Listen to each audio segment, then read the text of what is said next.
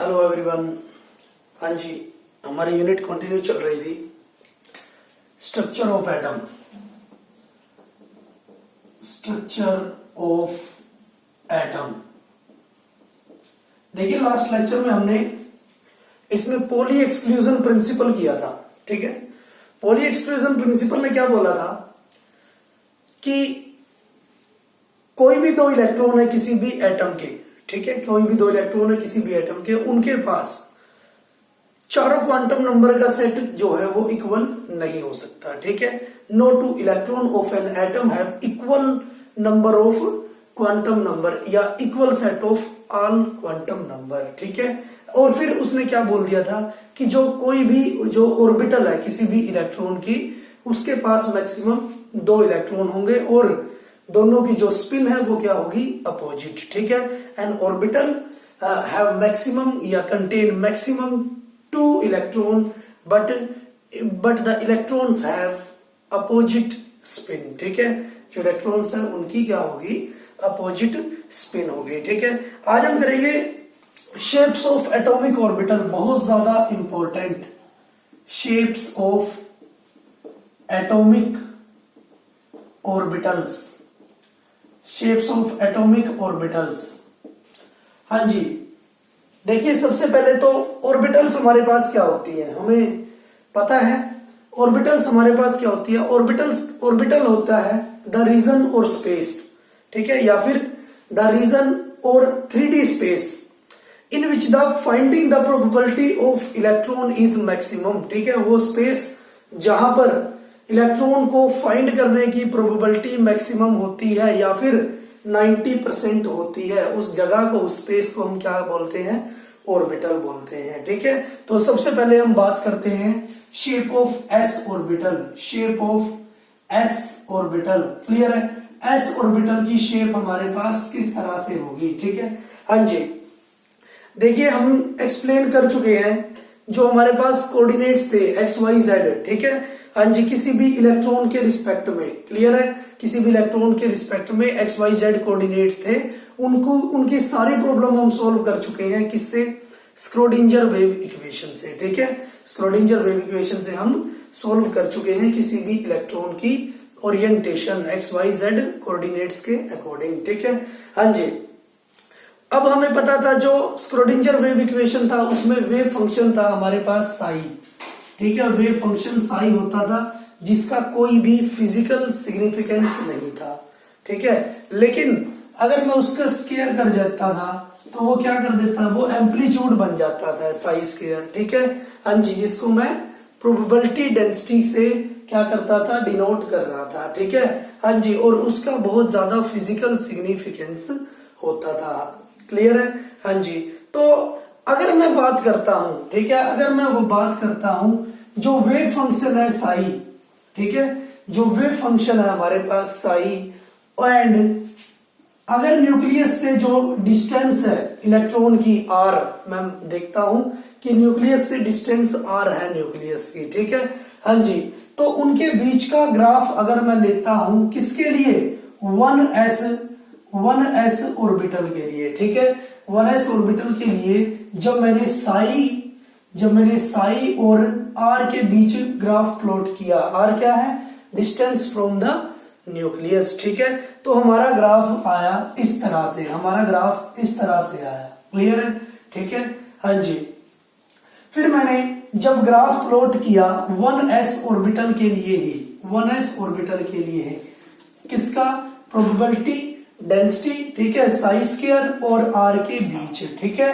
तो मेरे पास जो ग्राफ आया था, ठीक है, मेरे पास जो ग्राफ आया था वो इस तरह से आया, मेरे पास जो ग्राफ आया इस तरह से आया। दोनों ही कौन सी ऑर्बिटल के हैं, 1s ऑर्बिटल के हैं। क्लियर है, ठीक है, फिर मैंने देखा अगर मैं 2s के केस में लेता हूं, 2s ऑर्बिटल के केस में लेता हूं, तो मैंने देखा जो मेरे पास जो ग्राफ है वेव फंक्शन और distance from the nucleus R के बीच जो हमारे पास ग्राफ आया है 2s ऑर्बिटल के लिए, वो इस तरह से आया था, वो इस तरह से आया। क्लियर है, 2s के लिए। ठीक है, हाँ जी, और फिर मैंने देखा जो ग्राफ मेरे पास आया 2s के लिए, जो मेरे पास ग्राफ आया है 2s के लिए, मैं ऊपर लिख देता हूं साई स्क्वायर और r के बीच ग्राफ आया 2s ऑर्बिटल के लिए, वो इस तरह से आया है। क्लियर है? ठीक है, हाँ जी। अब इससे मुझे क्या पता चलता है, वो इस तरह से ग्राफ मुझे ऑब्टेन्ड हुआ है। ठीक है, अब मुझे क्या पता चलता है, सबसे पहले बात करता हूं मैं 1s ऑर्बिटल की। ठीक है, 1s ऑर्बिटल में मैंने देखा कि जहां पर हमारे पास डिस्टेंस कम होती है, ठीक है, जहां पर न्यूक्लियस से डिस्टेंस कम होती है, मींस न्यूक्लियस के पास होता है इलेक्ट्रॉन, तो साई की वैल्यू भी क्या होती है, मैक्सिमम। ठीक है, और यहां पर भी देखता हूं जहां पर डिस्टेंस कम है न्यूक्लियस की, ठीक है, इलेक्ट्रॉन की न्यूक्लियस से डिस्टेंस कम है, तो मैंने देखा कि जो मैक्सिमम क्या है, प्रोबेबिलिटी है इलेक्ट्रॉन को फाइंड करने की, मैक्सिमम प्रोबेबिलिटी होती है कहां पर, न्यूक्लियस के पास। ठीक है, लेकिन जैसे जैसे डिस्टेंस बढ़ती गई हमारी प्रोबेबिलिटी क्या हो गई, डिक्रीज होती गई। ठीक है, probability to finding the electron क्या हो गया, डिक्रीज होता चला गया है। क्लियर है? ठीक है, ऐसे ही हमने जब देखा 2s ऑर्बिटल के केस में, ठीक है, 2s ऑर्बिटल के केस में जब मैंने देखा कि जब डिस्टेंस मेरे पास न्यूक्लियस के पास थी तो साई की वैल्यू मैक्सिमम थी, बट जब मैं डिस्टेंस ज्यादा करता गया तो जो साई की वैल्यू है वेव फंक्शन घटता चला गया। ठीक है, हाँ जी, ये मेरे पास सारा पॉजिटिव पार्ट था और ये नेगेटिव पार्ट था। क्लियर है? हाँ जी, लेकिन एक पॉइंट ऐसा आया, ठीक है, पॉजिटिव प्लेन और नेगेटिव प्लेन के बीच, जहां पर इसकी वैल्यू क्या आई, 0। क्लियर है? जहां पर इलेक्ट्रॉन की वैल्यू या वेव फंक्शन की वैल्यू क्या आई, 0 आई है। ठीक है, और उस पॉइंट को हम क्या बोलते हैं, नोड। क्लियर है? उस पॉइंट को हम नोड बोलते हैं। जैसे यहां से मैं देखता हूं, ठीक है, पहले तो मैक्सिमम थी जब न्यूक्लियस के पास था इलेक्ट्रॉन, ठीक है, हाँ जी, प्रोबेबिलिटी मैक्सिमम थी, लेकिन डिक्रीज हुई। ठीक है, और कहां पर आ गई, 0 पर आ गई है। डिक्रीज हुई तो कहां पर आ गई, 0 पर आ गई। तो जहां पर इलेक्ट्रॉन को पाने की प्रोबेबिलिटी, ठीक है, हाँ जी, the region at which to probability to find the electron is 0 is called node. ठीक है, जहां पर उस स्पेस में, उस रीजन में जहां पर इलेक्ट्रॉन को की फाइंडिंग प्रोबेबिलिटी 0 होती है, उसको हम, उस जगह को, उस स्पेस को हम क्या बोलते हैं, नोड बोलते हैं। ठीक है, उस स्पेस को हम क्या बोलते हैं, नोड बोलते हैं। ठीक है, हाँ जी, या फिर जहां पर प्रोबेबिलिटी 0 होती है, ठीक है, उस स्पेस में जहां प्रोबेबिलिटी 0 होती है उसको हम क्या बोलते हैं, नोडल सरफेस भी बोल सकते हैं। क्लियर है? उसको हम क्या बोल सकते हैं, नोडल सरफेस भी बोल सकते हैं। तो नोड हम किसको बोलेंगे, द रीजन या फिर the space at which the finding probability of electron is 0। Clear है? उसको हम क्या बोलते हैं, नोड। क्लियर? हाँ जी, अब यहां पर हमने देखा पॉजिटिव टू नेगेटिव जा रहा है। ठीक है, हाँ जी, जो वेव फंक्शन है पॉजिटिव से नेगेटिव जा रहा है। ठीक है, लेकिन यहां पर 0 से फिर फर्दर क्या कर रहा है, इंक्रीज कर रहा है। क्यों?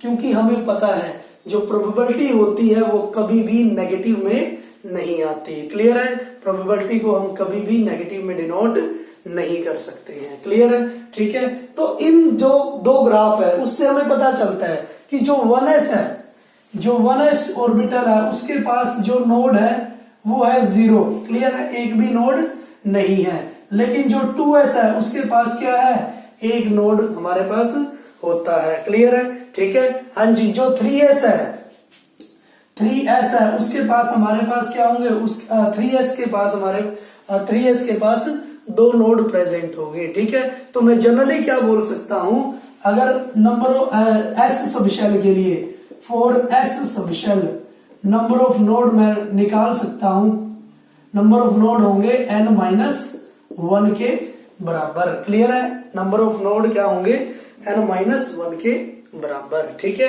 क्लियर है?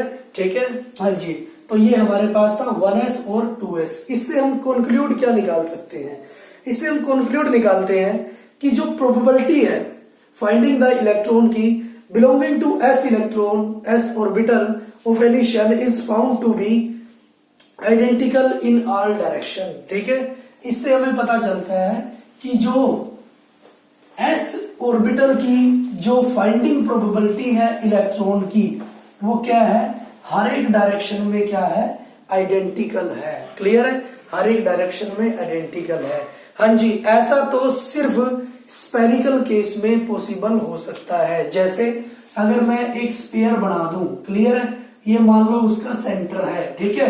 हाँ जी, तो इसकी जो प्रोबेबिलिटी है, इधर भी इतनी ही है, इधर भी इतनी है, मींस इसका रेडियस हर जगह क्या होगा, सेम होगा। और वही बात उसने बोली है कि जो s ऑर्बिटल है, क्लियर है, उसकी फाइंडिंग प्रोबेबिलिटी हर एक डायरेक्शन में क्या है, सेम है। तो इससे पता चलता है कि s ऑर्बिटल की हमारे पास क्या है, स्पेरिकल शेप प्रेजेंट होगी। ठीक है, हाँ जी। अब मुझे यह भी पता है जो s ऑर्बिटल है, फॉर s ऑर्बिटल, हाँ जी, s ऑर्बिटल है, उसके लिए l की वैल्यू 0 है। ठीक है, तो ml की वैल्यू भी क्या होगी, 0 होगी। ठीक है, मींस हम बोल सकते हैं वन ओरिएंटेशन, उसकी ओरिएंटेशन, उसके इलेक्ट्रॉन की ओरिएंटेशन सिर्फ क्या है, 1 है। एक ही ओरिएंटेशन पॉसिबल हो सकती है। ठीक है, और एक ओरिएंटेशन पॉसिबल किस केस में हो सकती है, जब हमारे पास स्पेरिकल शेप प्रेजेंट होती है। ठीक है, सिर्फ स्पेरिकल शेप की ही हम एक ओरिएंटेशन बोल सकते हैं। क्लियर है, ठीक है। तो इससे भी प्रूव हो रहा है कि हमारे पास जो s ऑर्बिटल है वो क्या है, स्पेरिकल होती है। क्लियर है, s ऑर्बिटल स्पेरिकल होती है। ठीक है, और जो इलेक्ट्रॉन डेंसिटी है वो क्या होगी, हर डायरेक्शन में सेम प्रेजेंट होती है। और हम बोल सकते हैं ये क्या होती है, नॉन डायरेक्शनल होती है। क्लियर है, ये हमारे पास नॉन डायरेक्शनल प्रेजेंट होती है। क्लियर है, ठीक है, हाँ जी। तो इसी केस में हम बोल सकते हैं, अब हमें ये तो पता लग गया है कि स्पेरिकल शेप होती है किसकी, s ऑर्बिटल की।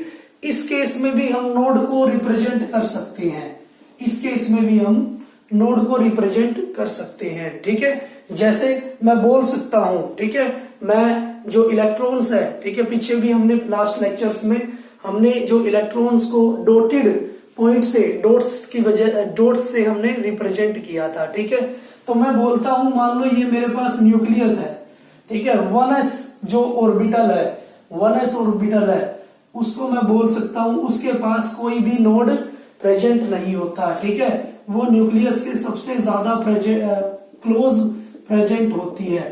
तो मैं बोल सकता हूं ये हमारे पास क्या है, 1s ऑर्बिटल है, 1s ऑर्बिटल है। 2s के पास हमने देखा एक नोड प्रेजेंट है। ठीक है, हाँ जी, 2s के पास एक नोड प्रेजेंट है, तो ये मेरे पास न्यूक्लियस है, मैं रिप्रेजेंट कर सकता हूं इसको। ये हमारे पास 1s ऑर्बिटल है, ये हमारे पास है 1s ऑर्बिटल। क्लियर है, अब मुझे पता है एक नोड प्रेजेंट है, तो अगर मेरे पास मैं शो करता हूं एक नोड, अगर मैं एक नोड शो करता हूं तो ये मेरे पास बनती है 2s orbital, 2s orbital. Clear है, ठीक है, ये हमारे पास है 1s ऑर्बिटल। जहां से ये ब्लैंक है, खाली है, वो हमारे पास क्या है, नोड। क्लियर है, और नोड होता क्या है, जहां पर इलेक्ट्रॉन डेंसिटी प्रेजेंट नहीं होती। ठीक है, इलेक्ट्रॉन को फाइंडिंग प्रोबेबिलिटी, इलेक्ट्रॉन की फाइंडिंग प्रोबेबिलिटी क्या होती है, 0 होती है। ठीक है, उसको हम क्या बोलते हैं, नोड। 3s के लिए मैं रिप्रेजेंट कर सकता हूं, ये हमारे पास न्यूक्लियस है, ये हमारे पास 1s ऑर्बिटल है, 2 नोड है हमारे पास 3s के लिए। ये हमारे पास 2s ऑर्बिटल है, 2s ऑर्बिटल है जिसके पास एक नोड हमारे पास प्रेजेंट है। ये हमारे पास 3s ऑर्बिटल है, 3s ऑर्बिटल है हमारे पास ये। हाँ जी, इसमें मैं देख सकता हूं कितने नोड प्रेजेंट है। एक तो ये नोड बना मेरे पास, एक नोड, हाँ जी, और दूसरा ये नोड बना मेरे पास, दूसरा नोड। क्लियर है, तो 3s ऑर्बिटल के लिए हमारे पास कितने नोड प्रेजेंट है, 2 नोड प्रेजेंट होंगे। क्लियर, ठीक है, हाँ जी। तो इससे पता लग रहा है हमारे पास की जो s ऑर्बिटल है वो क्या होगी, नॉन डायरेक्शनल होगी, नॉन डायरेक्शनल होगी, हाँ जी, स्पेरिकल शेप होगी, स्फेरिकल शेप होगी हमारे पास। क्लियर है? ठीक है, हाँ जी। और ये भी हम पता लगा सकते हैं, हमने पहले भी बोला है कि न्यूक्लियस से ऑर्बिटल, न्यूक्लियस से जितनी ज्यादा दूर जाएगी उतनी ही एनर्जी लेवल उसका क्या होगा, ज्यादा होगा। ठीक है, तो 1s का एनर्जी लेवल सबसे कम है as compare to 2s, as compare to 3s and so on. ठीक है, ये हमें दिख भी रहा है। ठीक है, क्योंकि 3s ऑर्बिटल अवे लाई करता है फ्रॉम द न्यूक्लियस। ठीक है, as compare to 1s and 2s orbital. Clear? ठीक है, हाँ जी। नेक्स्ट है हमारे पास shapes of p orbital. Next है हमारे पास shapes of p orbital. p orbital की शेप हम कैसे डिटरमाइन कर सकते हैं? Shapes of p orbital. हाँ जी, देखिए हमारे पास जो प्रोबेबिलिटी कैलकुलेशंस है, ठीक है, उससे हमें पता चलता है कि जो p इलेक्ट्रॉन्स है उनकी जो मैक्सिमम प्रोबेबिलिटी है वो 2 लोब्स की प्रेजेंट में लाई करती है। ठीक है, 2 लोब्स की फॉर्म में लाई करती है। जैसे मैं बोल सकता हूं एक लोब हमारे पास ये है, इस फॉर्म में लाई करती है, दूसरा लोब हमारे पास ये है, इस फॉर्म में लाई करती है। मींस मैं बोल सकता हूं जो मैक्सिमम प्रोबेबिलिटी है to finding the electrons in p orbital lies in the form of 2 lobes. ठीक है, 2 लोब्स की फॉर्म में वो लाई करती है, और वो लोब्स क्या होंगे, अपोजिट होंगे। ठीक है, opposite to the nucleus. Means एक न्यूक्लियस से मैं बोल सकता हूं ऊपर की तरफ है, एक न्यूक्लियस से नीचे की तरफ है। ठीक है, तो यहां पर, ठीक है, जो बीच में है वहां पर जो इलेक्ट्रॉन की फाइंडिंग प्रोबेबिलिटी है वो क्या है, 0 है। ठीक है, तो उस केस में उसको मैं क्या बोल सकता हूं, नोड या फिर नोडल प्लेन बोल सकता हूं। ठीक है, जहां पर इलेक्ट्रॉन की फाइंडिंग प्रोबेबिलिटी क्या है, 0 होती है, उसको मैं क्या बोल सकता हूं, नोडल प्लेन बोल सकता हूं, या फिर नोड मैं उसको बोल सकता हूं। ठीक है, तो मैं बात कर सकता हूं कि जो p ऑर्बिटल है, फॉर p ऑर्बिटल, हाँ जी, l इजकल टू होता है 1, तो ml इजकल टू क्या है, -1 to +1, -1 0 और +1। ठीक है, हाँ जी, या फिर मैं बोल सकता हूं px, मैं बोल सकता हूं px, pz और py। क्लियर है, ये 3 हमारे पास ऑर्बिटल होंगी, और वो तीनों ऑर्बिटल क्या होंगी, सेम एनर्जी की होंगी। और जिन ऑर्बिटल्स की सेम एनर्जी होती है उनको हम क्या बोलते हैं, डीजनरेट ऑर्बिटल्स या फिर डीजनरेट एनर्जी लेवल्स। ठीक है, और इसको हम रिप्रेजेंट कैसे कर सकते हैं, तीनों p ऑर्बिटल्स को हम रिप्रेजेंट कैसे कर सकते हैं। ठीक है, जैसे ये है हमारे पास, ये हमारे पास x एक्सिस है, ये y एक्सिस है। क्लियर है, ये x एक्सिस है, y एक्सिस है, तो मैं इसको रिप्रेजेंट कैसे कर सकता हूं, along x axis, positive negative, क्योंकि अपोजिट लोब हमारे पास प्रेजेंट होते हैं, तो ये बनता है px ऑर्बिटल। क्लियर है, हाँ जी। y एक्सिस के along opposite lobe, positive negative, तो ये बनता है py। क्लियर है, हाँ जी। z एक्सिस के अलोंग, ये हमारे पास z एक्सिस है, ये हमारे पास होगा z एक्सिस। क्लियर है, z एक्सिस पॉजिटिव नेगेटिव, तो ये बनता है pz ऑर्बिटल। क्लियर है, px ऑर्बिटल, py ऑर्बिटल और pz ऑर्बिटल। ठीक है, ये हमारे पास क्या है, नोडल सरफेस, जहां पर इलेक्ट्रॉन की फाइंडिंग प्रोबेबिलिटी क्या होती है, 0 होती है। क्लियर, ठीक है, तो ये थी हमारे पास p ऑर्बिटल। ठीक है, हाँ जी, और इसको हम क्या बोल सकते हैं, डम्बल शेप बोल सकते हैं। इसको हम क्या बोलेंगे, डम्बल शेप हम बोल सकते हैं। क्लियर है, ठीक है, हाँ जी। नेक्स्ट है हमारे पास शेप्स ऑफ d ऑर्बिटल,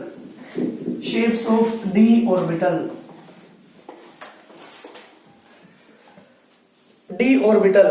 देखिए d ऑर्बिटल के लिए हमारे पास, for d orbital, shapes of d orbital, हाँ जी, d ऑर्बिटल के लिए फॉर d ऑर्बिटल या d subshell, l is equal to क्या है, 2 होगा। हाँ जी, तो ml क्या होगा, -2 to +2, -2 -1 0 +1 और +2। ठीक है, हाँ जी, 5 हमारे पास ऑर्बिटल प्रेजेंट इसकी होगी। क्लियर है?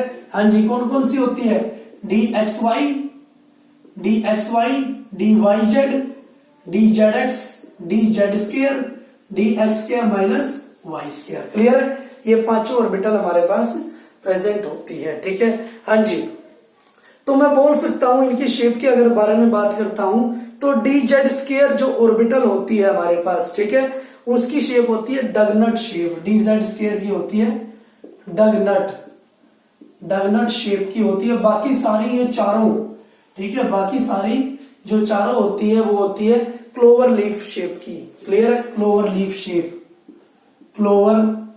लीफ शेप की हमारे पास ऑर्बिटल्स प्रेजेंट होती है। ठीक है? और हम इसको शो कैसे कर सकते हैं? सबसे पहले तो हमें ये पता है हमारे पास एक्स ऑर्बिटल है, वाई है, या हम बोल सकते हैं जेड है, और ये हमारे पास वाई है। ठीक है? तो मैं क्या करता हूं, जो मैं बात करता हूं डी एक्स वाई की, तो एक्स एक्सिस के अलोंग और वाई एक्सिस के अलोंग मुझे क्या लेना है? लोब लेना है, और वो भी सेम साइन। क्लियर है? ये ध्यान रखना है, अपोजिट लोब नहीं होते, सेम लोब प्रेजेंट होते हैं। हाँ जी, वाई एक्सिस के अलोंग नेगेटिव, तो ये बनता है डी एक्स वाई। क्लियर है? बीच में से लाइन के एक्सिस के बीच में से पास आउट नहीं करवाना है। ठीक है? हमने पी ऑर्बिटल में बीच में से पास करवाई है, लेकिन अब हम क्या करेंगे, जो लाइन के अलोंग हम लोब को क्या करते हैं? सिग्निफाई करते हैं, रिप्रेजेंट करते हैं। उसी तरह से हम बोलते हैं डी वाई जेड ऑर्बिटल, तो वाई एक्सिस के अलोंग हम लोब लेते हैं, और जेड एक्सिस के अलोंग हम लोब लेते हैं। हाँ जी, जेड एक्सिस के अलोंग लोब लेना है हमें, जेड एक्सिस के, ये हमारे पास जेड एक्सिस है, वाई एक्सिस है, एक्स एक्सिस है, तो ये बनता है मेरे पास डी वाई जेड। क्लियर है? ठीक है? हाँ जी, नेक्स्ट हमारे पास होगा डी जेड एक्स। ठीक है? हाँ जी, ये हमारे पास है एक्स एक्सिस, वाई एक्सिस और Z axis. D Z x की बारे में बात करते हैं, तो जेड एक्सिस के अलोंग हमारे पास आएगा लोब, जेड एक्सिस के अलोंग लोब आएगा, और एक्स एक्सिस के अलोंग हमारे पास लोब आएगा, एक्स एक्सिस के अलोंग लोब आएगा। क्लियर है? ठीक है? तो ये मेरे पास बनती है डी जेड एक्स। क्लियर है? हाँ जी, अब हमारे पास दो क्वाड्रेटिक हमारे पास ऑर्बिटल्स बचती है, D X square minus Y square, ये एक्स एक्सिस है, ये वाई एक्सिस है, और ये जेड एक्सिस है। ठीक है? उसमें हम क्या करेंगे, बीच में से लेते हैं, एक्सिस के बीच में से, X square minus Y square, positive, Y square negative और नेगेटिव, तो ये बनता है D X square minus Y square. Clear है? हाँ जी, अब हमारे पास बचता है डी जेड स्क्वायर। हमें पता है जेड एक्सिस हमारे पास ये है। क्लियर है? जेड एक्सिस है, तो हम डगनट शेप इसकी लिखते हैं, पॉजिटिव, और ये नेगेटिव। क्लियर है? तो ये हमारे पास होगी डी जेड स्क्वायर। क्लियर है? D Z square orbital. Clear है? और पांचों जो ऑर्बिटल्स है, ठीक है, पांचों जो डी ऑर्बिटल्स है वो क्या होंगी? डी जनरेट होंगी, उनकी एनर्जी लेवल क्या होगी? सेम होगी। तो इस तरह से हमें S orbital, P orbital, D orbital की शेप अच्छे से याद रखनी है। एस ऑर्बिटल नॉन डायरेक्शनल होती है, ठीक है, क्योंकि सारी डायरेक्शन में उसकी इलेक्ट्रॉन डेंसिटी क्या होती है? आइडेंटिकल होती है। पी ऑर्बिटल लोब्स की फॉर्म में मिलती है, डंबल शेल हम उसको बोल सकते हैं, और पी ऑर्बिटल और डी ऑर्बिटल क्या होंगी? डीजनरेट होती है, और वो डायरेक्शनल होती हैं। क्लियर है? तो इस तरह से हम इनको ऑर्बिटल्स का शो भी कर सकते हैं। ठीक है? तो आज के लिए हम इतना ही करेंगे। Thank you for cooperation.